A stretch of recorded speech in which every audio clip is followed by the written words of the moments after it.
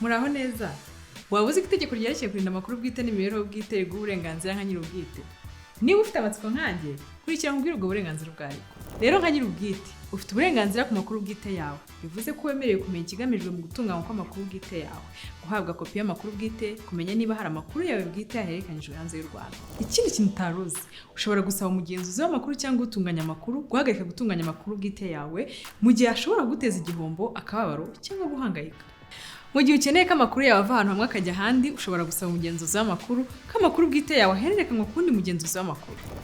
Wari uzi ko se mu gihe umenye ko amakuru yawe abitswe kandi harimo amakosa, ufite uburenganzira bwo gusaba ko yakosora? Mu gihe ubishatse, ushobora kugena umuzungura mu buryo buziguye cyangwa busesuye ku makuru bwite yawe. Ku bindi bisobanuro, wasura urubuga www.dpo.gov.rw cyangwa uhamagara nimero 90 80. Rinda amakuru yawe maze utekane.